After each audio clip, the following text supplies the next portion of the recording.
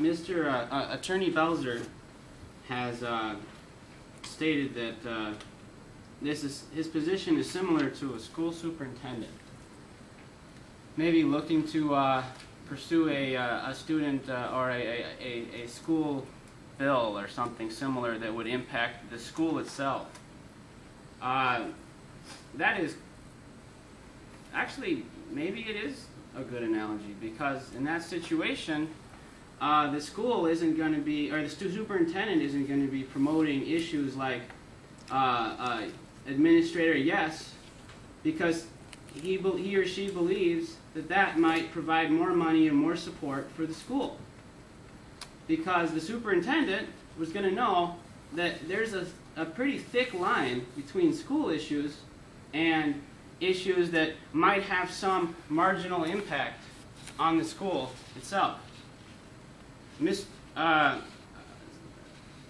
Doyle calls it free reign, what Mr. O'Malley has.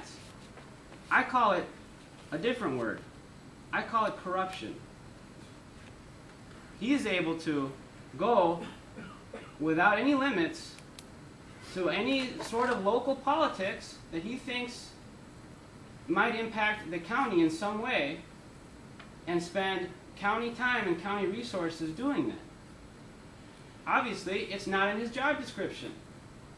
And that seems to be what everybody's in agreement with. It's not in his job description. And there's probably a good reason for that, because it's unethical. Now, you have Exhibit B in front of you, which is the ordinances. Mr. Doyle said, and he said he's part of the process, or he was one of the people that helped write it, that 3.28 political activity is within 2.04 Code of Ethics, subsection 7, subsection 8, which says that an official or employee, so official is included in that, shall not use or knowingly permit the use of, and it describes everything, that's something that's not available to the general public or consistent with practices and policies of the county. Obviously, 3.28 political activity ordinance is the practices and policies of the county. A county has to follow their own ordinances. Now, Mr. O'Malley helped form and organize and put forth the Political Action Committee using county resources and county time. There's nothing that allows him to do that. It is unethical and it doesn't fit with his job descriptions. And this talk of, well, it was some sort of a gentleman's agreement, some sort of a implied understanding. Well, this is a body of rules here. And this ethics board here is being put together because of an ordinance. We have to follow the law, follow the rules, and we really can't pay a whole lot of credence to these implied agreements.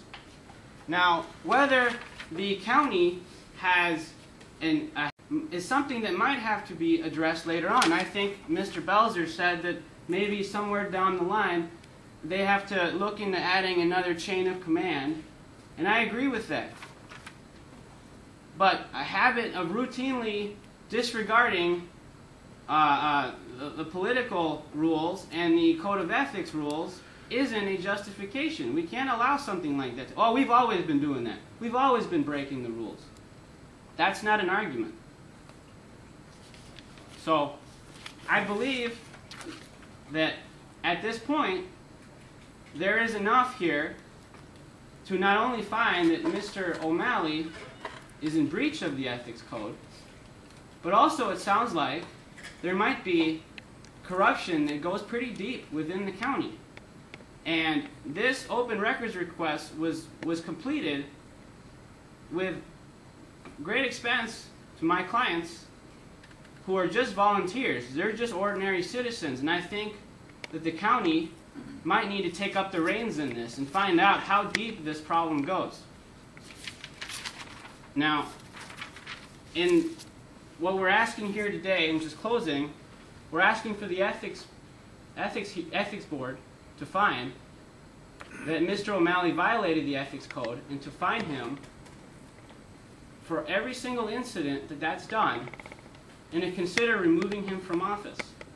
And I ask Mr. O'Malley, in front of the press, in front of everyone here today, to consider returning a portion of his salary in proportion to the amount of time that he spent on this issue, a City of La Crosse issue, and to consider taking ethics classes. Thank you for your time.